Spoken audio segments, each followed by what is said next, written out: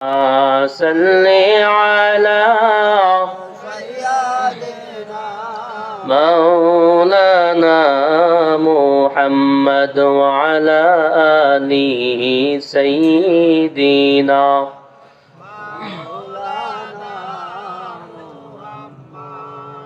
লক্ষ চাঁদের আলো হয়ে এলো যে মুহাম্মদ রসূল, এলো যে মুহাম্মদ রসূল।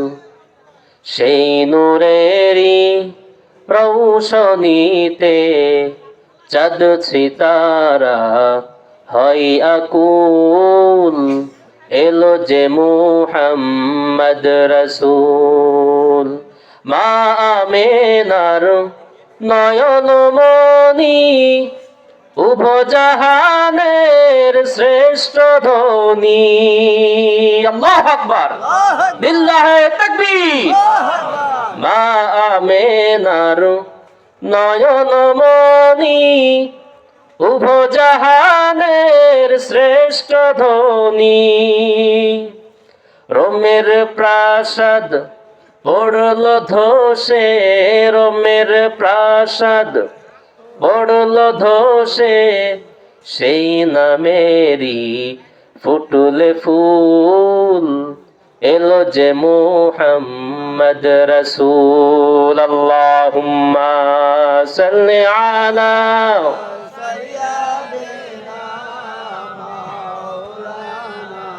মুহাম্মদ ওয়া আলা আলি সাইয়্যিদিনা।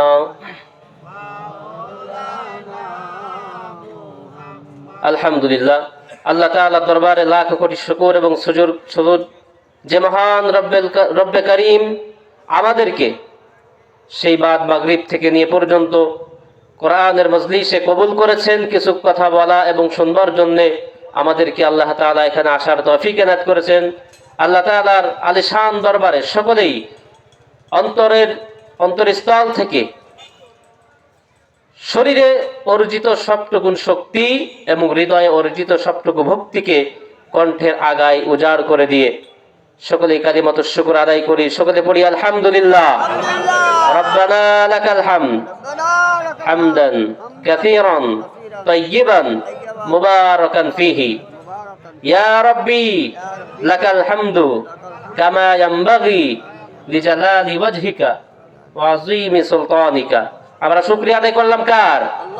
আল্লাহর নামে শুকরিয়া আদায় করলে খুশি হন কে?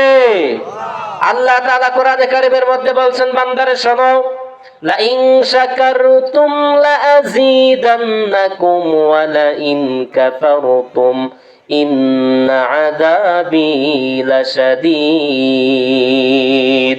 আল্লাহ তাআলা কোরআনে কারীমের মধ্যে ঘোষণা করেন, ও দুনিয়ার মানুষ শোনো, লা ইন শাকারতুম, যদি তোমরা আমি আল্লাহ তাআলার নিয়ামতের শুকরগুজার করো, শুকরিয়া আদায় করো, নিয়ামতের শুকরিয়া যদি আদায় করো, লা আযীদান্নাকুম, তাহলে আমি রব্বুল আলামিন তোমাদের নিয়ামতকে আরো বৃদ্ধি করে দিব।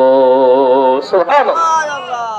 আর যদি আমার নিয়ামত পাওয়ার পরেও আমার নিয়ামতের না শুকর করো, আমার নিয়ামত খাওয়ার পরেও পাওয়ার পরেও যদি আমার প্রতি তোমরা অকৃতজ্ঞতা প্রকাশ করো, লা আযীদান্নাকুম ওয়া লা ইন কাফারতুম ইন্না আযাবি লাশাদীদ। আমার নিয়ামত পাওয়ার পরেও যদি তোমরা আমার প্রতি অকৃতজ্ঞ হও, তাহলে এটা শুনে রেখো, জেনে রেখো, আমার শাস্তি বড় কঠিন। আযাবি লাশাদীদ। আমার নিয়ামত পাচ্ছ, চোখ দিলাম, জবান দিলাম, কান দিলাম, তোমাকে শ্রবণ শক্তি দিলাম, দর্শন শক্তি দিলাম, চিন্তা শক্তি দিলাম, দুটি হাত দিলাম, দুটি পা দিলাম, সব কিছু দিলাম।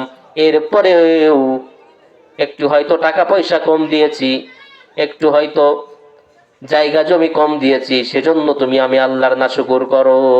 করি না আমরা? আমাদের তো অঙ্গ প্রত্যঙ্গ সবকিছু আল্লাহ তাআলা দিলেন, হয়তো একটু অসচ্ছলতা দিয়েছে, টাকা পয়সা ধন দৌলত একটু কম দিয়েছেন, আর আমরা আল্লাহকে বলি, আল্লাহ কিছুই তো দাও নাই। আরে ভাই, কিছুই দেয়নি, আপনার শরীরটাই তো আল্লাহ তাআলা দিয়েছেন, সব থেকে বড় নিয়ামত। এই চোখ সব থেকে বড় নিয়ামত, আপনার জবান কথা বলতে পারেন, এর থেকে বড় নিয়ামত আর কি চান? এর শুকরিয়া তো আপনি কিয়ামত পর্যন্ত শেষ করতে পারবেন না, ঠিক কিনা? এই জন্য কখনো নাশুকর করা যাবে না। যদি কোনো ব্যক্তি আল্লাহ তাআলার নিয়ামত পাওয়ার পরেও অকৃতজ্ঞতা আদায় করে, আল্লাহ তাআলা তার জন্য ঘোষণা করে দিলেন, ইন্না আযাবি লাশাদীদ, বান্দারে আমার শাস্তি বড় কঠিন, আমার শাস্তিকে ভয় করো, আমার শাস্তিকে ভয় করো। এজন্য আমরা সব সময় সর্বহালতে শুকরিয়া আদায় করব কার? আল্লাহ তাআলা শুকরিয়া আদায় করব। দুরূদ ও সালাম বিশ্ব মানবতার মুক্তির দূত, সাইয়্যিদুল মুরসালিন, আশরাফুল আম্বিয়া, খাতামুন নবিয়্যিন, বিশ্ব নবী জনাবে মুহাম্মদুর রাসূলুল্লাহ, সকলে বলি সাল্লাল্লাহু আলাইহি ওয়াসাল্লাম। আরো জোরে বলুন সাল্লাল্লাহু আলাইহি ওয়াসাল্লাম। দুরূদ, নবীর উপরে দুরূদ সালাম, দুরূদ ও সালাম পড়ার জন্য, পেশ করবার জন্য ঘোষণা দিয়েছেন কে?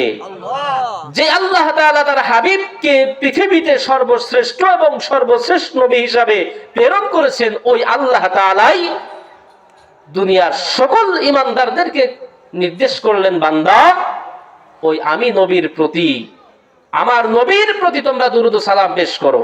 ইয়া আইয়ুহাল্লাযীনা আমানু সাল্লু আলাইহি ওয়া সাল্লিমু তাসলিমা, হে ঈমানদারগণ তোমরা আমার নবীর প্রতি দুরূদ এবং সালাম পেশ করো। এজন্য সব সময় প্রতি নামাজের পরে শুতে উঠতে বসতে চলতে ফিরতে আমরা দুরূদ পড়ব কার নামে? আল্লাহর নবীর নামে দুরূদ পড়ব। শুকরিয়া করব কার? শুকরিয়া আদায় করব আল্লাহর, জিকির করব আল্লাহ তাআলার, আর দুরূদ এবং সালাম পেশ করব কার উপরে? আল্লাহর প্রেরিত মহামানব রাহমাতাল লিল আলামিন, যেই নবীর শরীরে, যেই নবীর দেহে শরীরে আল্লাহ তাআলা মশা মাছি বসাকে হারাম ঘোষণা করেছিলেন। নবীর দেহে কখনো মশা মাছি বসে নাই, বিশ্বাস করেন আপনারা? হাদিস তার প্রমাণ। নবীর, আমার নবীর দেহে কখনো মশা মাছি পড়ে নাই। যেই নবীর শরীরে চেহারায় বসন্ত ওটা হারাম ছিল, সেই নবী যখন কোরআনে কারীমের দাওয়াত তায়েফের ময়দানে দিতে লাগলেন, তায়েফের কাফেরেরা আমার আপনার নবীকে পাথরের আঘাতে তাকে পরপর 3 বার তায়েফের ময়দানে তাকে বেহুশ করে জমিনের উপরে ফেলে দেওয়া হলো। আল্লাহর নবী সাল্লাল্লাহু আলাইহি সাল্লামের শরীর মুবারক থেকে রক্ত মুবারক পড়তে লাগলো, সেই শরীরের রক্ত দিয়ে তার জুতা মুবারক পর্যন্ত ভরে গেল। নবীজি 3 বার বেহুশ হয়ে তায়েফের ময়দানে পড়ে গিয়েছিলেন। আমার ভাইরা, সেজন্য নবীর প্রতি মহব্বত আমাদের হৃদয়ে দরকার আছে না নাই? নবীর প্রতি মহব্বত দরকার আছে না নাই? আল্লাহ তাআলা কোরআনে কারীমের মধ্যে বলছেন, ইয়া আইয়ুহান নবী, হে আমার নবী, বাল্লিগ মা উনজিলা ইলাইকা মির রাব্বিক, আপনার উপর যে কিতাব অবতীর্ণ করা হয়েছে, আপনাকে যে রিসালাত দান করা হলো, এই কিতাবের রিসালাতের এই দাওয়াতকে আপনি পৃথিবীর মানুষের কাছে পৌঁছে দিন। গোটা পৃথিবীতে আপনার যে মিশন, যে দাওয়াত, তাওহীদের দাওয়াত, এই তাওহীদের দাওয়াত আপনি পৌঁছে দিন। হে নবী, আপনাকে কেমন একটি সময় পৃথিবীতে পাঠানো হয়েছিল? আল্লাহ রাব্বুল আলামিন বলছেন, আল-আরাবু আশাদ্দু কুফরান ওয়া নিফাকা, হে নবী আপনাকে পৃথিবীতে আমি এমন একটি সময় প্রেরণ করেছিলাম, এমন একটি সময় পাঠিয়েছিলাম যখন পৃথিবীর মানুষেরা অন্ধকারাচ্ছন্নের মধ্যে ছিল, আধারে কলুষিত, পাপে নিমজ্জিত। এমন একটি জাহেলিয়াতের বর্বরোচিত সময় আল্লাহ রাব্বুল আলামিন তার হাবিবকে পাঠালেন, যখন মানুষ চিনত না। নিজের সন্তানকে তার পিতা জীবন্ত পুঁতে ফেলে দিত, কবর দিত। আল্লাহ তাআলা কোরআনে কারীমের মধ্যে এই ঘটনাকে বর্ণনা করেছেন। আল্লাহ তাআলা বলছেন যে সেই সময়ে জাহেলি যুগে পিতা তার সন্তানকে জমিনের মধ্যে পুঁতে ফেলে দিত। বিআইয়ি যামবিন কুতিলাত, কিয়ামতের দিন ওই প্রথিত কন্যাকে জিজ্ঞাসা করা হবে যে কোন অপরাধে তোমাদের পিতারা জমিনের মধ্যে পুঁতে ফেলে দিত। এজন্য এমন একটি জাহেলিয়াতের বর্বরোচিত সময় আল্লাহ তাআলা তার হাবিবকে পাঠালেন, আর হাবিবকে বললেন, হাবিব আপনার কোনো ভয় নাই, কারণ আমি আল্লাহ তাআলা আপনাকে এমন একটি কিতাব দান করেছি, যেই কিতাবের মাধ্যমে আপনি এই জাহেলিয়াতের অন্ধকারকে দূরীভূত করে এই অন্ধকারাচ্ছন্ন পৃথিবীতে আপনি আলোর মশাল জ্বালাতে পারবেন। কন্যা সুবহানাল্লাহ। সেই কিতাবের নাম কি? কোরআনে কারীম। সেই কিতাবের নাম কি? কোরআন। অন্ধকারকে দূর করবার জন্য আর আলোকে প্রতিষ্ঠিত করবার জন্য আল্লাহ তাআলা যেই মশাল তার হাতে দিলেন, সেটার নাম হলো কোরআনে কারীম। এজন্য আল্লাহ তাআলা তার হাবিবকে বলছেন, হাবিব সিরাজাও ওয়া কমারাম মুনীরা, হে নবী আপনি শুধু একজন নবী না, আপনি সিরাজাও ওয়া কমারাম মুনীরা, আপনি প্রজ্বলিত, ওই প্রদীপ্ত প্রজ্বলিত চন্দ্রের মতো, সূর্যের থেকেও আপনাকে আমি আলোকবর্তী করেছি, যেখানে আপনার চেহারার সামনে চন্দ্র সূর্যের আলো ম্লান হয়ে যেত।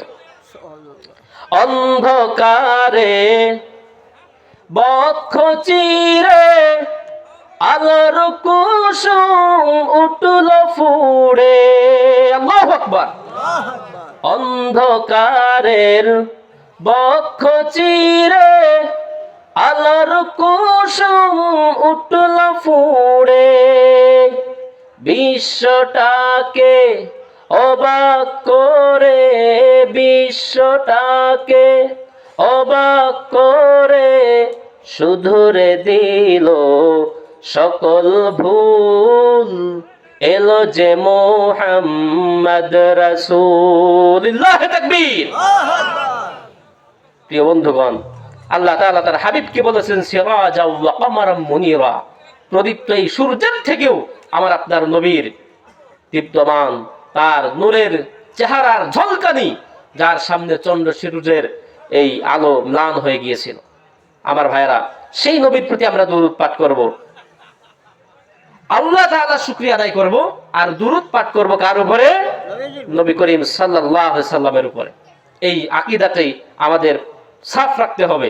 জিকির করব আল্লাহ তাআলার নামে, নাকি কোনো পীরের নামে? কোনো পীরের নামে জিকির হবে?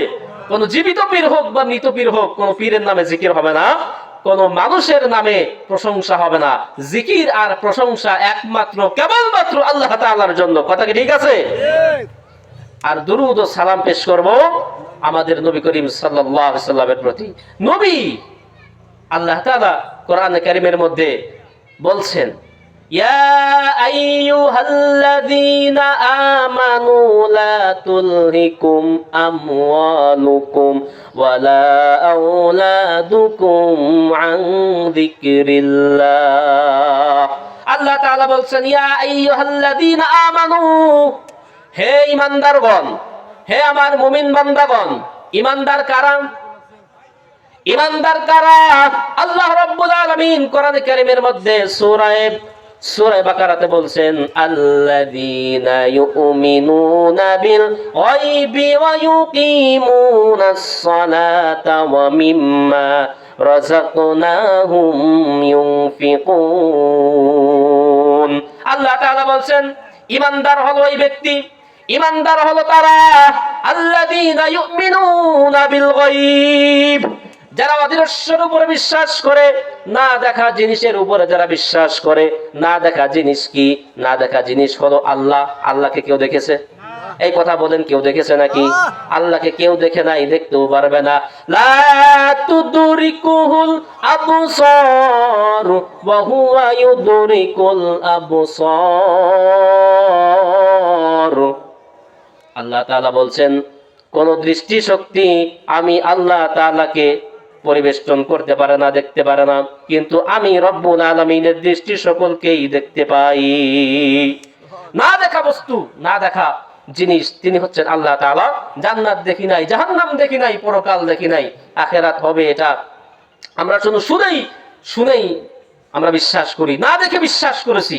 পরকাল, কবরের আযাব, এই না দেখা বিষয়গুলির উপরে যারা বিশ্বাস স্থাপন করে, আর কি করে?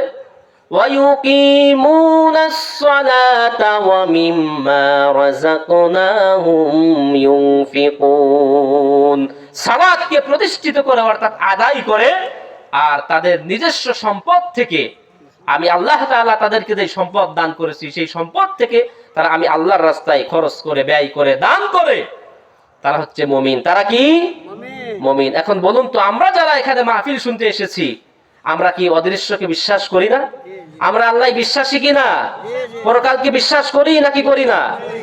তাহলে না দেখা জিনিসের উপরে আমাদের বিশ্বাস আছে, তাতে বোঝা যায় যে আমরা ঈমানদার। কথা বলেন ঠিক কিনা? আমরা শুধু না দেখা জিনিসের উপরে বিশ্বাস করি এটা নয়, এখানেই শেষ নয়। আল্লাহ তাআলা বলছেন, ওয়া ইউকিমুনাস সালাত, আমরা সালাত আদায় করি কিনা? আমরা নামাজ আদায় করি কিনা?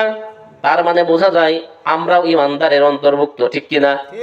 আর শেষ অংশে বলা হচ্ছে ওয়া মিম্মা রাযাকনাহুম ইউনফিকুন, আমি আল্লাহ তাআলা যেই সম্পদ তাদেরকে দিয়েছি সেই সম্পদ থেকে তারা আল্লাহর রাস্তায় খরচ করে ব্যয় করে, তারাই হচ্ছে ইমানদার, তারাই হলো মুমিন। এখন বলুন তো, এই যে তিনটি গুণের কথা বলা হলো, অদৃশ্য বিশ্বাস, সালাত কায়েম করা এবং সম্পদ থেকে ব্যয় করা, আমাদের মধ্যে কি এই তিনটি গুণ আছে নাকি নাই? কম বেশি সবার মধ্যে আছে তো। 5 ওয়াক্ত না পড়লে অন্তত জুমার নামাজ তো পড়ে, অন্তত ঈদের নামাজ তো পড়ে, অন্তত জানাজার নামাজ তো পড়ে, ঠিক কিনা? সারাদিন সারা সপ্তাহ দান না করলেও অন্তত জুমার দিনে গিয়ে 5 টাকা 10 টাকা হলেও মসজিদে দান করে, ঠিক কিনা? তাহলে বোঝা যায় যে আমরা অন্তত ইমানদারের খাতায় মোটামুটি পড়ি। তো আমরা যদি ইমানদারের খাতায় পড়ি, তাহলে আল্লাহ তাআলা আমাদেরকে সম্বোধন করে বলছেন, কি বলছেন? আল্লাহ তাআলা বলছেন ইয়া আইয়ুহাল্লাযীনা আমানু লা তুলহিকুম আমওয়ালুকুম ওয়ালা আওলাদুকুম আন যিকরিল্লাহ ওয়া মান ইয়াফআল যালিকা ফাউলাইকা হুমুল খাসিরুন। আল্লাহ তাআলা ঈমানদারদেরকে ডাক দিয়ে বললেন, ও ঈমানদারেরা, ও আমার মুমিন বান্দারা, লা তুলহিকুম আমওয়ালুকুম, খবরদার খবরদার, তোমাদের সম্পদ, ওয়ালা আওলাদুকুম, আর তোমাদের সন্তান সন্ততি খবরদার তোমাদেরকে যেন বিপদের মুখে ঠেলে না দেয়। তোমাদের সম্পদ আর তোমাদের সন্তান সন্ততি, এই দুটি জিনিস যেন তোমাদেরকে ধ্বংসের দিকে ঠেলে না দেয়। সম্পদ যার বেশি, গুনাহ করার রাস্তাও তার বেশি না কম? যার সম্পদ বেশি আছে, ইচ্ছা করলেই যা ইচ্ছা তাই করতে পারে। মাহফিলের আয়োজন না করে একটা কনসার্টের আয়োজন করতে পারে, ঠিক কিনা? এই মাহফিলের আয়োজন করতে গিয়ে যদি 1 লক্ষ টাকা খরচ হয়, তাহলে কনসার্টের আয়োজন করতে গেলে সর্বনিম্ন 5 লাখ টাকা দরকার। কয় লাখ টাকা? তাহলে যার টাকা আছে 5 কোটি, এই ব্যক্তি যদি চায় 1 লাখ টাকা খরচ করে একটা মাহফিলের আয়োজন করব, ছাতা লোকজন তো কিছুই হয় না, কি দরকার? এমন আয়োজন করব, নিজের এলাকা তো দূরের কথা, অন্যান্য এলাকা থেকেও মানুষ এসে হুবড়ি খেয়ে পড়বে, ঠিক কিনা? 5 কোটি টাকার মালিক যদি এই চিন্তা করে একটা কনসার্ট দেয়, সেখানে বিভিন্ন নায়ক নায়িকাদের, সেলিব্রিটিদেরকে যদি আনা হয়, তাহলে বলেন তো আমার ভাইয়েরা, এই যে ছোট্ট একটি মঞ্চ এখানে সাজানো হয়েছে, কোরআনের মঞ্চ, জান্নাতের বাগান, কোরআনের মঞ্চ, কোরআনের বাগান, কিসের বাগান? এটা হলো জান্নাতের বাগান। এই জান্নাতের বাগান মুহূর্তের মধ্যেই জাহান্নামের গর্তে পরিণত হয়ে যেত, ঠিক কিনা? লক্ষ লক্ষ মানুষের সমাগম হতো। যেখানে মাত্র 100 মানুষ বসে আছেন, এখানে লক্ষ মানুষের সমাগম হয়ে যেত, মিলন মেলা হয়ে যেত। তাহলে যার সম্পদ বেশি, তার গুনাহ করার রাস্তাও বেশি। যার সন্তান বেশি, তার ধ্বংস হওয়ার লক্ষণও বেশি। এই জন্য আল্লাহ তাআলা বলছেন, লা তুলহিকুম আমওয়ালুকুম ওয়ালা আওলাদুকুম আন যিকরিল্লাহ। আবার এই আয়াতকে যদি উল্টিয়ে দেন, মানে আয়াতকে উল্টে দিতে হবে না, আয়াতের প্রেক্ষাপট, এর অর্থটা যদি অন্যদিকে ঘোরান, মোলটা যদি ঘুরাই দেন, তাহলে কি হবে? যার সম্পদ বেশি, তার জান্নাতে যাওয়ার রাস্তা সহজ ও বেশি, ঠিক কিনা? যার সন্তান সন্ততি বেশি, তার জান্নাতে যাওয়ার রাস্তাও সহজ হবে বেশি। কিভাবে? এই সম্পদ, আল্লাহর দেওয়া সম্পদ যদি আপনি আল্লাহর রাস্তায় খরচ করেন, 1 টাকারও হিসাব দিতে হবে না কিয়ামতে। আর আল্লাহর দেওয়া সম্পদ যদি আপনি শয়তানের জন্য খরচ করেন আর নিজের জন্য খরচ করেন, প্রত্যেকটা পয়সার, শুধু টাকার না, প্রত্যেকটা পয়সার কড়াই গন্ডাই হিসাব দিয়ে কিয়ামতের ময়দানে আল্লাহর থেকে খালাস পেতে হবে। বলেন সম্ভব? আমার ভাইরা, আমরা আল্লাহর কাছে অভিযোগ করি, রব্বুল আলামিন, সারা জীবন খেটে খেটে মরলাম, বৃষ্টিতে ভিজলাম, রোদে পড়লাম, কাদার মধ্যে গড়াগড়ি করলাম, একটা ঘর দিতে পারলাম না, একটা বিল্ডিং দিতে পারলাম না, 1 শতক জমি ক্রয় করতে পারলাম না। আমার বন্ধুগণ, আল্লাহ তাআলা যদি আপনাকে 10,000 টাকার মালিক বানায়, কয় টাকার মালিক? 10,000। সারা জীবন মাত্র 10,000 টাকা, ধরেন 10,000 টাকা, এটা হয়তো মিলবে না। 1 লক্ষ টাকার মালিক হলেন, সারা জীবনে আপনার 1 লক্ষ টাকা আছে। এই 1 লক্ষ টাকার হিসাব দিয়ে কাল কিয়ামতের ময়দানে আপনাকে পার হতে হবে। কিন্তু যেই ব্যক্তির 10 কোটি টাকা আছে, এই 10 কোটি টাকার হিসাব সে আল্লাহর কাছে কেমনে দিবে? সম্ভব? আপনাকে 1 লক্ষ টাকার হিসাব আল্লাহ তাআলা আপনার কাছে চাইলে আপনি বলবেন আল্লাহ এই 1 লাখ টাকা আমি এই করেছি। মনে করেন 10 টাকা আপনার কাছে আছে, আপনি বাজারে গেলেন, 5 টাকা দিয়ে বিস্কুট খেলেন আর 5 টাকার একটা চা খেলেন, বাড়ি আসলেন, চাচি আপনার কাছে হিসাব চাইলো, কি গো তোমার পাঞ্জাবির পকেটে 10 টাকা রেখেছিলাম, টাকা গেল কই? আপনি বললেন যে ওই চা খেতে বসছিলাম, 5 টাকা চা খেয়েছি, 5 টাকার বিস্কিট শেষ। আর যেই বেচারার পকেটে ছিল 5,000, কয় হাজার? 5,000 টাকা ছিল। কাশীনাথপুর গিয়েছে, এই ব্যক্তি 5,000 টাকা বন্ধু বান্ধব নিয়ে আড্ডা দিয়েছে, ওখানে পিকনিক করেছে, আড্ডা দিয়েছে, সিনেমা দেখেছে, সিনেমা হলে ঢুকেছে, বিভিন্ন খারাপ কাজে 5,000 টাকা ব্যয় করেছে। এই ব্যক্তি যদি বাড়িতে আসে, বউ জিজ্ঞেস করলো, কি গো তোমার পকেটে না 5,000 টাকা ছিল, টাকা কই? এখন বলেন তো, যে চাচা হিসাব দিল 10 টাকার, 5 টাকার চা খেয়েছি, 5 টাকার বিস্কিট, হিসাব শেষ। কয় মিনিট লাগছে? বেশি না হলো 1 মিনিট। 1 মিনিট লাগে না, 10 সেকেন্ডে কাম শেষ। 5 টাকার চা খেয়েছি, 5 টাকার বিস্কিট শেষ। আর যেই ভাই 5,000 টাকার হিসাব ভাবি যদি চাই, হিসাব দিতে পারবে? কোথায় বাদাম খেয়েছি, কোথায় ঝালমুড়ি খেয়েছি, কোথায় চা বিস্কিট খেয়েছি, কোথায় বন্ধুদের সাথে কি হাবিজাবি খেয়েছি, হিসাব নাই। তাহলে বলেন কতটা সহজ ভাবে আল্লাহ তাআলা আমাদেরকে বুঝাচ্ছেন, ও বান্দা, লা তুলহিকুম আমওয়ালুকুম ওয়ালা আওলাদুকুম আন যিকরিল্লাহ। বান্দারে, তোমার সম্পদ, তোমার সন্ততি তোমাকে যেন আমার জিকির থেকে গাফেল না রাখে, আর ধ্বংসের দিকে তোমাকে তাড়িয়ে না নেয়, ধ্বংসের দিকে ঠেলে না দেয়। যার টাকা কম এর হিসাবও কম। বুঝতে পেরেছেন? আমি উদাহরণটা কেন দিলাম? যার টাকা কম তার কিয়ামতে হিসাব হবে কম, 2-4 মিনিটে হিসাব দিয়ে পার পেয়ে চলে যাবে। হিসাব আল্লাহ তাআলা যদি হিসাব নেওয়ার মতো হিসাব নেন, কেউ পার পাবে না। যারা পার পাবে একমাত্র আল্লাহ তাআলার দয়াই পার পাবে। আর যে ব্যক্তিকে 5 কোটি টাকার সম্পদ দেওয়া হলো, সে 5 কোটি টাকার হিসাবের সম্পদের হিসাব দিয়ে এরপর আল্লাহর কাছ থেকে সে নাজাত পাবে, মুক্তি পাবে। এটা কি সম্ভব? তাহলে সম্পত্তি কম হওয়া ভালো নাকি বেশি হওয়া ভালো? বুঝতে পেরেছেন? তাহলে আমরা যারা মনে করি, আল্লাহর কাছে অভিযোগ করি, আল্লাহ মাত্র 2টা সন্তান, মাত্র 1 লাখ টাকা সারা জীবনে কামিয়েছি, 1 শতক বা 5 শতক জমি কিনেছি, আর আমার মুক্তি এত জায়গা জমি কিনে ফেলেছে, তুমি তোমার কিছুই দিলা না, তার মানে আল্লাহ তাআলা আপনাকে ভালোবাসেন, ঠিক কি না? বুঝতে পেরেছেন? আল্লাহ তাআলা যাকে যত বেশি ভালোবাসেন, আল্লাহ তাআলা দুনিয়াতে তাকে তত বেশি কষ্টে, তত বেশি দুঃখের মধ্য দিয়ে তার জীবন যাপন করান, ঠিক কি না? আমাদের নবী, তার অনেক সম্পদ ছিল, দাদার সম্পদ, আমরা বলি নবীজি না খেয়ে থেকেছেন ইত্যাদি ইত্যাদি। তার মানে নবীজি ফকিন্নি ছিলেন নাকি? নবীজি ফকিন্নি ঘরের সন্তান ছিলেন না, তিনি ছিলেন কুরাইশ বংশের, হাশেম গোত্রের, এবং তার দাদার অনেক সম্পত্তি ছিল। নবীজির দাদা, তিনি ছিলেন কাবা শরীফের মুতাওয়াল্লি, অনেক সম্পত্তি ছিল, তিনি ছিলেন কাবার, মক্কার লিডার, ওই মক্কার কুরাইশের লিডার ছিলেন, তার অনেক সম্পত্তি ছিল। সেই সম্পত্তি তিনি তার সন্তান পেয়েছে আব্দুল্লাহ, খাজা আব্দুল্লাহ পেয়েছে। আব্দুল্লাহ তার পুত্র হচ্ছেন মুহাম্মদ সাল্লাল্লাহু আলাইহি সাল্লাম, এক বাপের এক ছেলে। এক বাপের কয় ছেলে? একই ছেলে, নবী মুহাম্মদ সাল্লাল্লাহু আলাইহি সাল্লাম। তার আর কোনো ভাই বিরাদার নাই, আপন ভাই বোন নাই। তো নবীজি সাল্লাল্লাহু আলাইহি সাল্লাম পিতার সম্পদ পেয়েছেন।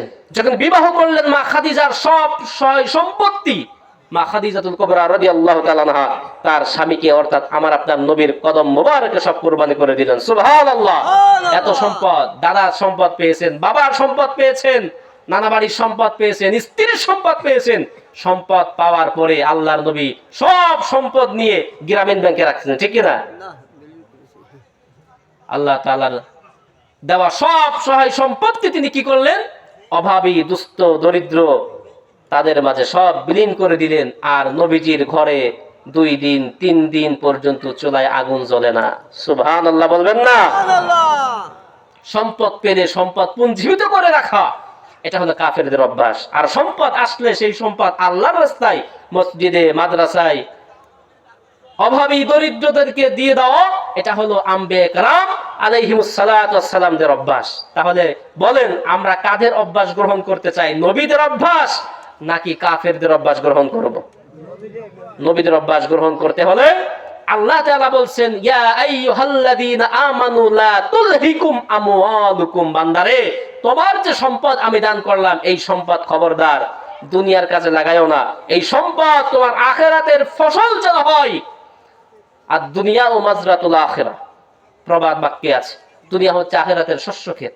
এই দুনিয়া আপনি যা করবেন আখিরাতে সেটা পাবেন। আপনার সন্তান আছে, আল্লাহর নবী সাল্লাল্লাহু আলাইহি সাল্লাম বলছেন, শোনো, ইযা মাতাল ইনসানু ইনকাতা আনহু আমালুহু ইল্লা মিন সালাসাতিন ইল্লা মিন সাদাকাতিন জারিয়া আও ইলমিন ইনতাফাউ বিহি আও ওয়ালাদিন সালিহ ইয়াদউ লাহু, রাওয়াহুল মুসলিম। আল্লাহর নবী সাল্লাল্লাহু আলাইহি সাল্লাম বলছেন, কোন ব্যক্তি যখন মৃত্যুবরণ করে, কোন ব্যক্তির যখন মওত হয়ে যায়, কবরের পথের যাত্রী হয়ে যায়, আল্লাহর নবী বলেন তখন ওই ব্যক্তির সব আমলের দরজা বন্ধ হয়ে যায়। কোন নেক আমল শেয়ার করতে পারে না। 1000 কোটি টাকা থাকলেও মৃত্যু ব্যক্তি সে আর একটা টাকাও আল্লাহর রাস্তায় দান করতে পারে? মসজিদে দিতে পারে, মাদ্রাসায় দিতে পারে। কোন ব্যক্তিকে কোনো কিছুই দান করার ক্ষমতা সে হারিয়ে ফেলায়, কিন্তু একটি রাস্তা তার খোলা থাকে, সেটি হলো সাদকায়ে জারিয়া। সাদকায়ে জারিয়া হলো এমন একটি দান করে যাওয়া, এমন একটি মানুষের জন্য, গরিবের জন্য, অভাবীদের জন্য, ইসলামের জন্য, কোরআনের জন্য, আল্লাহর রাসূলের জন্য এমন কোন কাজ করে যাওয়া যেই কাজটি সে মৃত্যুর পরেও তার কবরে বসে বসে, কবরে শুয়ে শুয়ে তার সদকা পেয়ে যাবে। সুবহানাল্লাহ। কবর থেকেই সে তার নেকি পেতে পারে।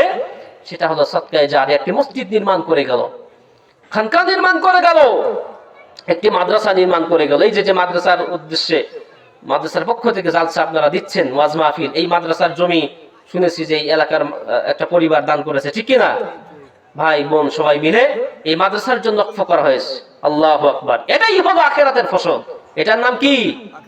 আদ-দুনিয়া ওয়া মাজরাতুল আখিরা। এটাই হলো আখিরাতের সদাই, আখিরাতের বাজার। এই মাদ্রাসা যে হয়েছে, মাদ্রাসা শুধু দেখার জন্য? মাদ্রাসা হলো, কিতাবের মধ্যে আসছে, আল মসজিদু বাইতুল্লাহ। মসজিদ কার ঘর? মসজিদ কার ঘর? আল মাদ্রাসাতু বাইতুন নবী সাল্লাল্লাহু আলাইহি ওয়াসাল্লাম, কিতাবের মধ্যে আসছে। আর মাদ্রাসা হলো নবীর ঘর। মাদ্রাসা কার ঘর? নবীর ঘর। এই নবীর ঘরে, আল্লাহর ঘরে, বলেন আল্লাহর ঘরে সবাইকে যাওয়ার সুযোগ পায়? আল্লাহ তাআলা যাকে পছন্দ করেন, যাকে ভালোবাসেন, তাকেই কেবল আল্লাহ তাআলা তার কাছে ডেকে নেন, ঠিক কিনা? তাকেই কেবল আল্লাহ তাআলা তার বাড়িতে দাওয়াত দেন। আমরা আমাদের বিয়াইকে দাওয়াত দেই, আমাদের আত্মীয় স্বজনকে দাওয়াত দেই, কিন্তু যাকে আপনি চেনেন না, যার সঙ্গে আপনার কোনো সম্পর্ক নাই, তাকে কি দাওয়াত দেন? দেন না। নিঃসন্দেহে যে আপনার বন্ধু সুলভ, যার সঙ্গে ভালো পরিচয়, ভালো বন্ধুত্ব, তাকে আপনি দাওয়াত দেন। ঠিক অনুরূপ ভাবে আল্লাহ তাআলা ওই ব্যক্তিকেই তার মসজিদে আসার সুযোগ করে দেন যার মঙ্গল তিনি চান। এজন্যই আমরা নামাজে যেতে পারি, মসজিদে যেতে পারি। আর আল্লাহ যার কল্যাণ চান না, তাকে মসজিদে আসার সুযোগ করে দেন না। ঠিক অনুরূপ ভাবে নবীর ঘরে সবাই যাওয়ার সুযোগ পায় না। সবার সন্তানকে নবীর ঘরে যেতে পারে কেবলমাত্র আল্লাহ তাআলা যার জন্য কল্যাণ নির্ধারণ করে রেখেছেন, তার সন্তানাদি নবীর ঘর অর্থাৎ মাদ্রাসাতে যেতে পারে। সেজন্য আমার ভাইরা, বাবাজিরা যারা উপস্থিত হয়েছেন এবং মাইকের আওয়াজ যারা শুনতেছেন, আপনাদের কাছে করজোরে অনুরোধ থাকবে, একটা সন্তানকে মাদ্রাসায় পড়ান, একটা সন্তানকে আলেম বানান। আল্লাহর নবী সাল্লাল্লাহু আলাইহি সাল্লাম বলেন, আওয়ালাদিন সালিহ ইয়াদউ লাহু, ওই নেক সন্তান, যেই সন্তান পিতামাতার মৃত্যুর পরেও মা বাবার জন্য আল্লাহর কাছে দুহাত উঁচু করে বলবে, রব্বির হামহুমা কামা রব্বায়ানি সগীরা। এই দোয়া পারেন আপনারা? পড়েন আমার সঙ্গে, রব্বির হামহুমা কামা রব্বায়ানি সগীরা। এই দোয়া সন্তান করবে। আসলে এই দোয়া করবার জন্য মাদ্রাসায় যাওয়া দরকার আছে? এ তো শুনতে শুনতে ইমাম সাহেবের পেছনে শুনতে শুনতে মুখস্থ হয়ে যায়। কিন্তু আসল কথা হলো, শুধু দোয়া করবে তাই না, একজন সন্তান সে তার গোটা জীবনকে নবীজির সুন্নাহ দ্বারা এবং আল্লাহ তাআলা প্রদত্ত বিধান দ্বারা তার জীবনকে গড়তে পারবে, এরকম বন্দোবস্ত সন্তানকে করে দিয়ে যাওয়া, সেই সুশিক্ষায় শিক্ষিত করে যাওয়া। আমরা তো সন্তানদেরকে শিক্ষা ইংলিশ মিডিয়ামে পড়ে, আজকে একজনের সাথে কথা হলো, গর্ব করে বলছেন যে আমার জামাই আমার নাতি ছেলেকে ইংলিশ মিডিয়ামে পড়াচ্ছে, 50,000 টাকা শুধু ভর্তি ফি, আর প্রতি মাসে তার মাসিক ফি হলো 10,000 টাকা। গর্ব করে বলতেছে। এটা তো গর্বের কিছু নাই। আপনার সন্তানকে আপনি 500 টাকা খরচ করে কোরআন শেখান, এটাই হচ্ছে আপনার জন্য গর্বের, ঠিক কি না? ইংলিশ মিডিয়ামে সন্তানকে পড়াবেন, স্যার না লাভ নাই। দুনিয়ায় কিছু লাভ পাবেন, দুনিয়ায় কিছু লাভ পাবেন, পরকালে কোনো লাভ নাই। আসল লাভ লোকসানের হিসাব হবে তো পরপারে গিয়ে। এই জন্য রব্বুল আলামিন বলছেন, আল্লাহ রব্বুল আলামিন কোরআনে কারীমের মধ্যে বলছেন, ফামান যুহজিহা আনিন নারি ওয়া উদখিলাল জান্নাতা ফাকাদ ফাজ। যাকে জাহান্নামের আগুন থেকে মুক্তি দেওয়া হলো আর জান্নাতে যাকে দাখিল করা হলো, রব্বুল আলামিন ঘোষণা করেন সেই তো সবথেকে বড় সফল কাম। দুনিয়ায় সফলতা নয়, আসল সফলতা হলো যাকে জাহান্নাম থেকে মুক্তি দেওয়া হলো, জান্নাতে প্রবেশ করানো হলো। ওয়াউদখিলাল জান্নাতা ফাকাদ ফাজ। যাকে জান্নাতে দাখিল করানো হলো সেই তো সফলতা, সেই তো সফল কাম। ফাকাদ ফাজা ফাওজান আযীমা বলা হচ্ছে, সে হলো সবথেকে বড় সফলতা অর্জন করলো।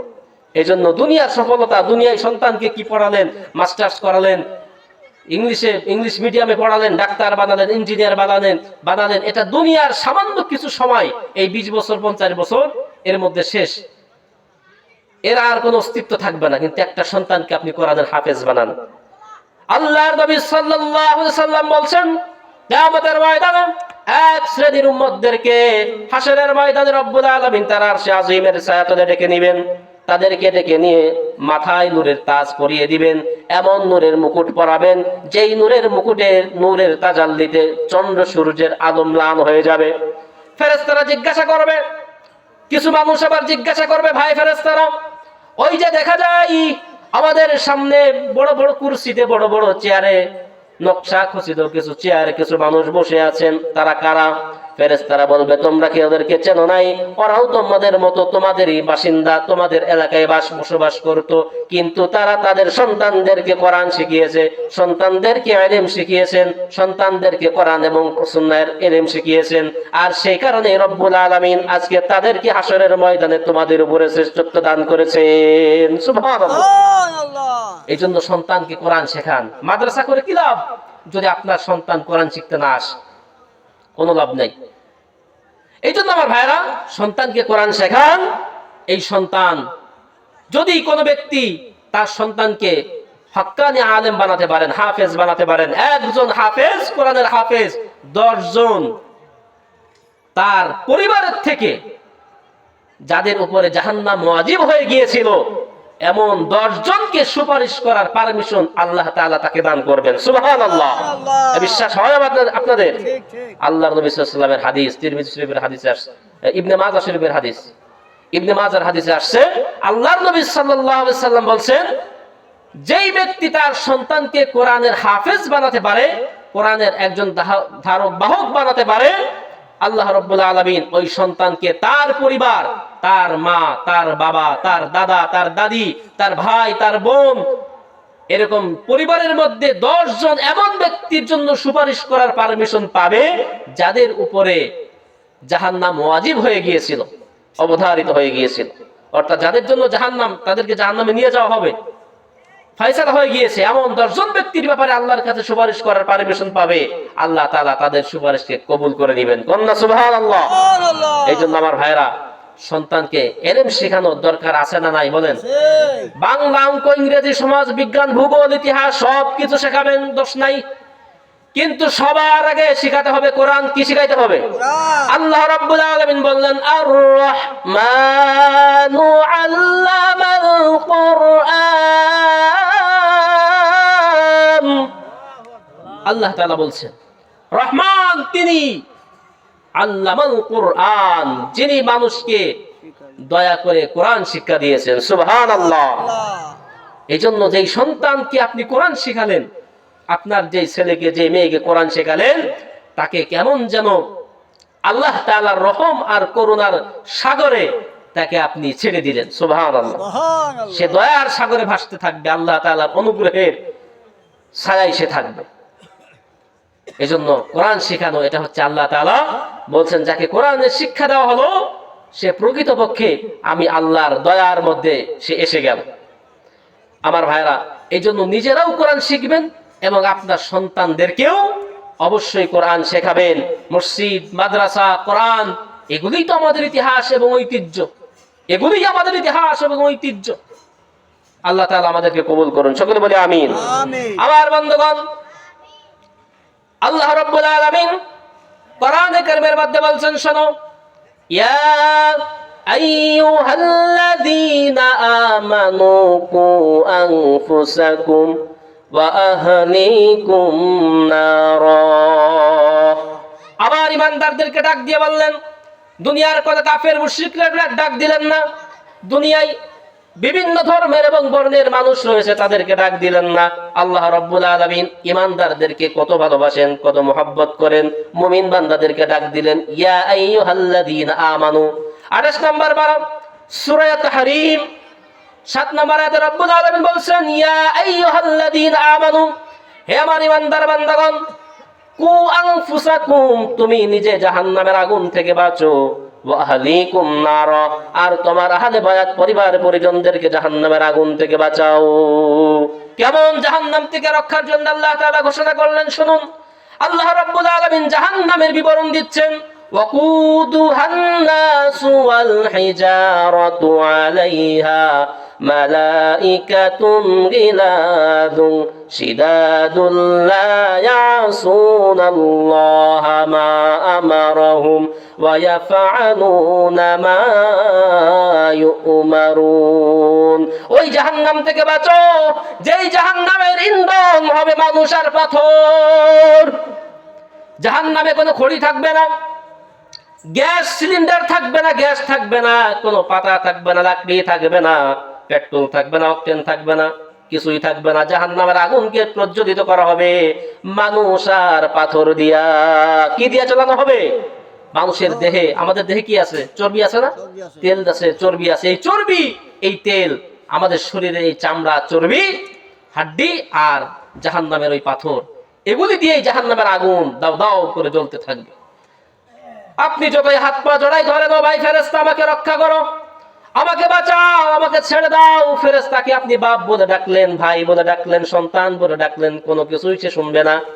ফেরেশতাদের বিবরণ এবার আল্লাহ তাআলা বলছেন, ওয়াকুদুহান নাসু ওয়াল হিজারাতু আলাইহা মালাইকাতুন গিলাদুন শিদাদুন লা ইয়াসুনাল্লাহা মা আমারাহুম। ফেরেশতাদের কাছে মানুষ যতই অনুনয় বিনয় করুক না কেন, ফেরেশতারা কোনো কথাই শুনবে না। কারণ রব্বুল আলামিন বলছেন, আমার ফেরেশতারা এমন কঠোর কঠিন মনোভাব সম্পন্ন ফেরেশতা দ্বারা আমি জাহান্নামকে নিয়ন্ত্রণ করেছি, যারা কানে শোনে না। আপনি যতই তাকে বাপ বলেন, ভাই বলেন, ওরা তো কানেই শোনে না। আপনি যতই চিৎকার করুন না কেন, ওরা তো কানেই শোনে না, তারা কিছুই শুনবে না। যখনই জাহান্নামের কিনারায় আসবে, আবার এক ধরনের পাথর, এই পাথর দিয়ে তাদেরকে পাথর নিক্ষেপ করে করে তাদেরকে জাহান্নামের মাঝখানে আবার পাঠিয়ে দেওয়া হবে। আমার ভাইরা, সেই জাহান্নাম থেকে বাঁচবার জন্যই রব্বুল আলামিন মুমিনদেরকে লক্ষ্য করে বলছেন যে, ও আমার ইমানদারেরা, আমি কি তোমাদেরকে বলবো না এমন একটা কাজ, যে কাজ করলে পরে তোমরা জাহান্নামের আগুন থেকে বেঁচে যাবে? সূরা সাফফাত আল্লাহ তাআলা বলছেন, কোরআনে কারীমের মধ্যে রব্বুল আলামিন মুমিনদেরকে ডেকে বলছেন, ইয়া আইয়ুহাল্লাযীনা আমানু হাল আদুল্লুকুম আলা তিজারাতিন তুনজিকুম মিন আযাবিন আলীম।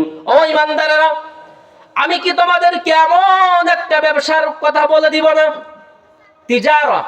তিজারাতুন শব্দের অর্থ হলো ব্যবসা করা। আমরা ব্যবসা বুঝি তো, 5 টাকার জিনিস কিনে 7 টাকা বিক্রি করা, 100 টাকার জিনিস কিনে 120 টাকা বিক্রি করা, এটা হলো ব্যবসা। আল্লাহ তাআলা এই সহজ একটি ব্যবসার মাধ্যমে সকল ইমানদারদের দৃষ্টি আকর্ষণ করলেন। কারণ ব্যবসা একজন পাগলেও বোঝে, যার ন্যূনতম একটু জ্ঞান আছে, এই ব্যক্তিও ব্যবসা বোঝে। ব্যবসা করবার জন্য বড় বড় ডিগ্রি অর্জন করা লাগে না।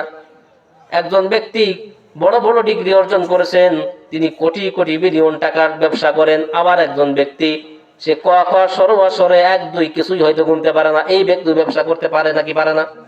এও পারে, বাদাম বিক্রি করে, এও ব্যবসায়ী। আবার যিনি কোটি কোটি টাকা, মিলিয়ন ট্রিলিয়ন টাকার ব্যবসা করেন, তিনিও ব্যবসায়ী।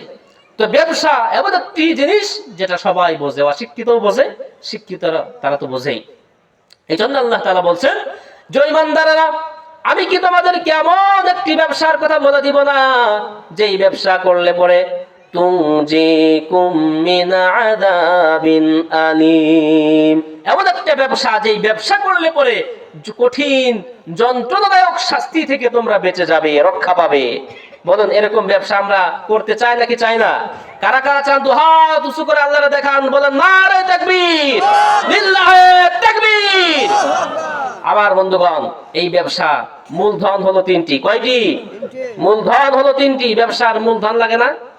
আপনি যদি বাদামের ব্যবসাও করেন অন্তত 200-500 টাকা তো লাগে নাকি লাগে না? আল্লাহ রাব্বুল আলামিন বলছেন, জাহান্নামের আগুন থেকে বাঁচতে চাও, জাহান্নামের আগুন থেকে বাঁচতে হলে একটি ব্যবসা তোমাদের করা লাগবে। সেই ব্যবসার মূলধন হলো তিনটি। বলেন কয়টি? ব্যবসার মূলধন তিনটি। বলেন কয়টি? কয়টি? কয়টি? এই তিনটা কথা মনে রাখবেন। আজকে এই ওয়াজ মাহফিলে এসে আর কিছু হোক চাই না হোক, এই তিনটা জিনিস আপনি পকেটে করে বাড়ি নিয়ে যাবেন। বুঝতে পেরেছেন? জাহান্নামের আগুন থেকে বাঁচার জন্য মূলধন কয়টি? আবার বলেন, মূলধন কয়টি? কয়টি? আল্লাহ রাব্বুল আলামিন বলেন মূলধন তিনটি। প্রথমটি হলো তুমিনুনা বিল্লাহি ওয়া রাসূলিহি। আল্লাহু আকবার। আল্লাহ তাআলা বললেন জাহান্নামের আগুন থেকে বাঁচবা, ব্যবসা করতে হবে। কি করতে হবে? ব্যবসা করতে হবে। তার মূলধন তিনটি। কয়টি? এক নাম্বার মূলধন হলো আমি আল্লাহ এবং আমার রাসূলের উপর ঈমান। কার উপর ঈমান? আল্লাহ এবং আল্লাহর রাসূলের উপর ঈমান আনা, এটাই হলো প্রথম এক নাম্বার মূলধন। এখন আপনারা বলেন তো, যারা এই শীতের রজনীতে আরামের ঘুমকে হারাম করে, বিছানাকে হারাম করে, এই শীতের মধ্যে কোনো বিছানা দেওয়া হয় নাই, বসার জন্য কোনো গালিচা বিছানো হয় নাই, চেয়ার দেওয়া হয় নাই, এরকম একটা বসে আমরা কোরআন শুনতে এসেছি, বলেন তো আল্লাহর উপর ঈমান আছে না নাই? আমরা মোটামুটি সবাই আল্লাহ বিশ্বাসী তো, আল্লাহ রাসূলকে বিশ্বাস করি, আল্লাহ বিশ্বাসী, রাসূল বিশ্বাসী।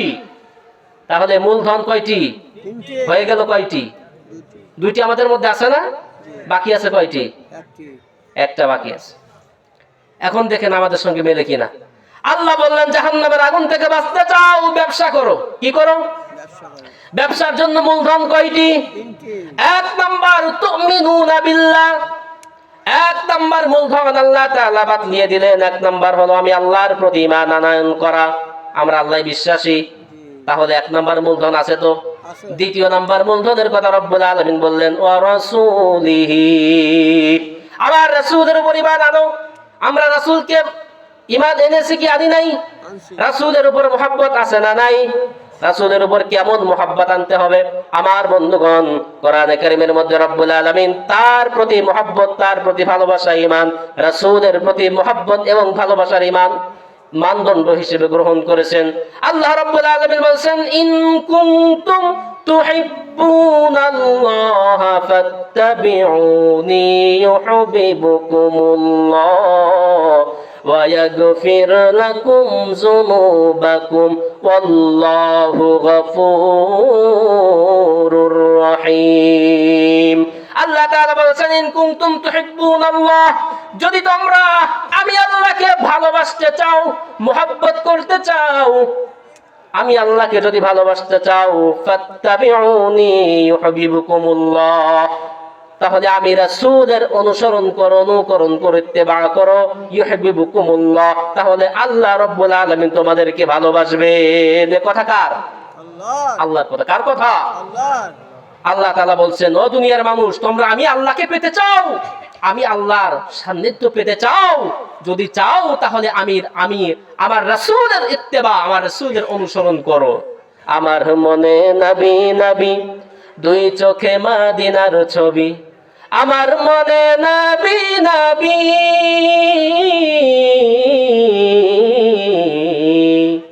আমার মনে নবী নবী, দুই চোখে মদিনার ছবি, নবীর জন্য দিতে পারি, নবীর জন্য দিতে পারি, নবীর জন্য দিতে পারি জীবনের সকল। আমি মদিনার পাগল, আমি নবীজির পাগল, আমি নবীজির পাগল, আমি মদিনার পাগল। শুনিলে মদিনার কথা বলতে পারি সকল ব্যথা, শুনিলে মদিনার কথা, বলেন না, শুনিলে মদিনার কথা বলতে পারি সকল ব্যথা, শুনিলে মদিনার কথা বলতে পারি সকল ব্যথা। মন আনন্দে জেগে ওঠে, মন আনন্দে জেগে ওঠে। গাইতে পারবেন না আপনারা? কই, আপনারা তো কোনো আওয়াজই করেন না। আচ্ছা বলেন, নবীজির মোহাব্বত আমাদের দরকার আছে না নাই? নবীজির মোহাব্বত যে উম্মতের মধ্যে নাই, যে বান্দার মধ্যে নাই, নবীর অনুসরণ, তার মোহাব্বত, তার ইত্তেবা ছাড়া কোনো ইবাদত কবুল হবে না। নামাজ শিখছি কার থেকে? আমরা তো শিখছি হয়তো আলেম ওলামাদের থেকে, উস্তাদদের থেকে, ইমাম সাহেবদের থেকে, কিন্তু প্রকৃতপক্ষের শিক্ষক কে? আল্লাহ, এবং আল্লাহ শিখিয়েছেন তার রাসূলকে, আর রাসূল শিখিয়েছেন আমাদেরকে। তার মানে আমরা কার থেকে শিখেছি? রাসূলের থেকে শিখেছি। এই জন্য নামাজ, রোজা, হজ, যাকাত সব কিছু শিখেছি কার থেকে? রাসূলের শেখানো তরিকায়, রাসূলের থেকে শিখেছি।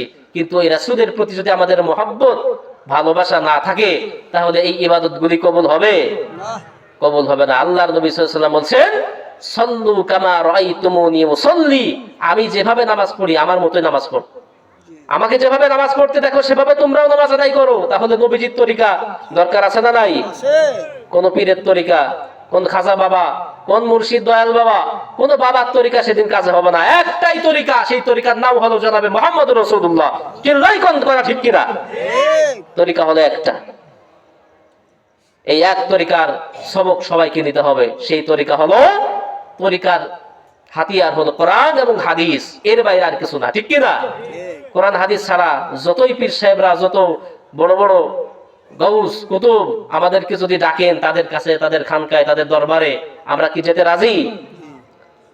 আবার বলেছি, কোরআন এবং হাদিস ছাড়া যত বড় গাউস আসুক, কুতুব আসুক, আমাদেরকে যদি ডাকে, আমরা তাদের ডাকে সাড়া দিব না।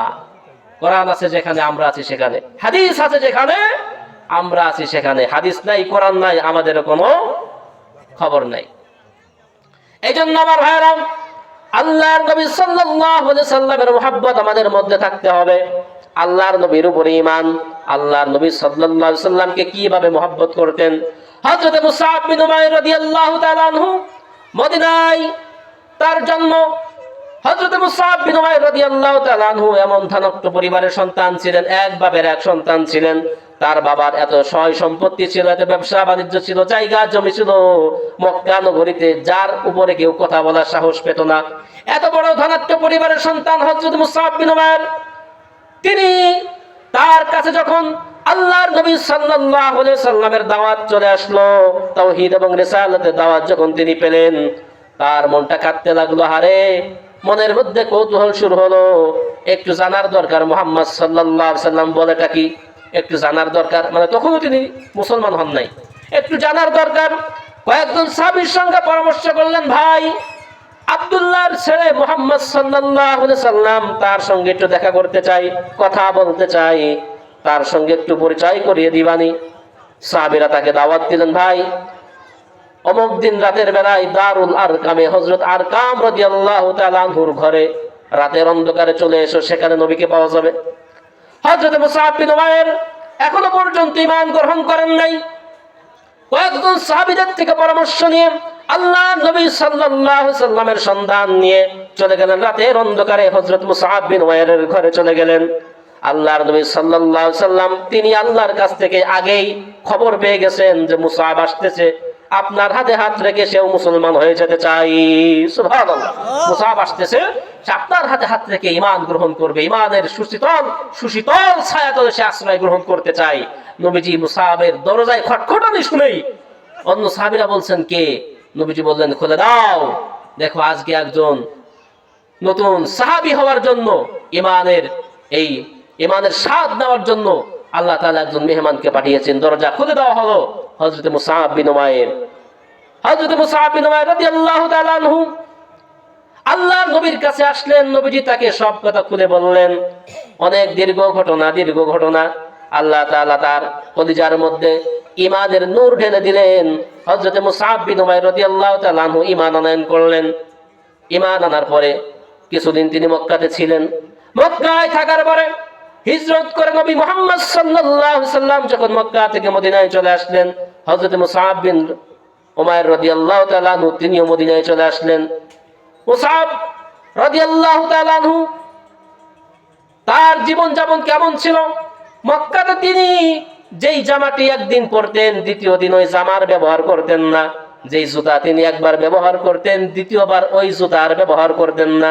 যে পারফিউম তিনি মাখতেন, মক্কার অলিতে গলিতে যখন ঘুরতেন, মক্কার তরুণী সুন্দরী রমণীরা জানালা দরজার পর্দা সরিয়ে সরিয়ে তারা চেয়ে থাকতো কখন মুসআব বিন উমাইর আসবে আর তার শরীর থেকে আমরা তার সুগন্ধি গ্রহণ করব।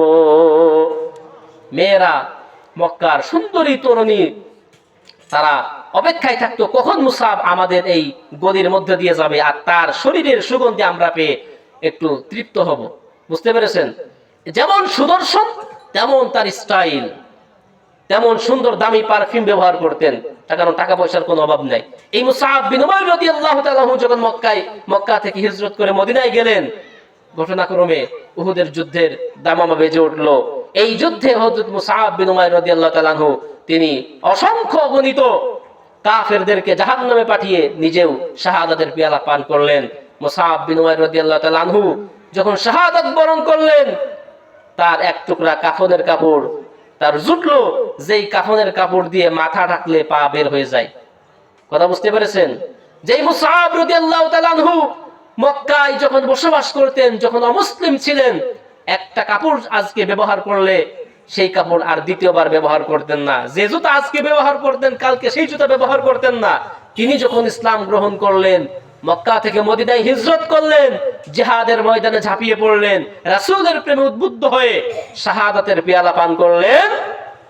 তার জানাজার জন্য, দাফন কাফনের জন্য কাফনের কাপড় লাগবে। সেই কাপড় হলো এমন ছোট্ট একটি কাপড়, যে কাপড় দিয়ে মুর্দার মাথা ঢেকে দিতে হয় না, মাথা ঢাকলে পা বের হয়ে যায়, পা ঢাকলে মাথা বের হয়ে যায়। আল্লাহর নবী সাল্লাল্লাহু আলাইহি সাল্লাম সাহাবীদেরকে নির্দেশ দিলেন, ও আমার সাহাবীরা, এই মুসআবকে তোমরা চেনো। যেই মুসআব মক্কায় এমন বিলাসী জীবন যাপন করেছেন, তার কোনো কিছুর অভাব ছিল না, কিন্তু কালিমার এই ঈমান গ্রহণ করার কারণে, আমার হাতে হাত রেখে বায়াত হওয়ার কারণে, সাহাবী হওয়ার কারণে, মুসলমান হওয়ার কারণে আজকে সব কিছু তিনি ফেলে রেখে এরকম অসহায় হয়ে আজকে তার দেহটা পড়ে আছে। দেখো দেখো, আমার মুসআবের জন্য এক টুকরা কাফনের কাপড়ও আজকে ব্যবস্থা হচ্ছে না। এগুলি কার প্রেমে উদ্বুদ্ধ হয়ে? নবীজির প্রেমে উদ্বুদ্ধ হয়ে তিনি তার সর্বস্বকে তিনি কোরবানি করেছেন, মানুষের জন্য বিলিয়ে দিয়েছেন, কোনো কিছুই নিজের জন্য রাখে নাই।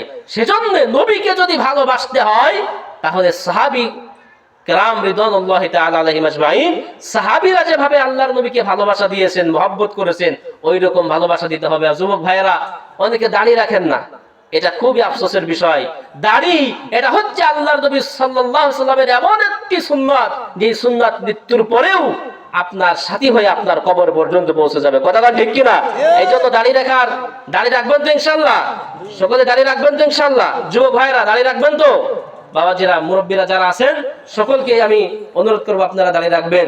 নারে তাকবীর, লিল্লাহি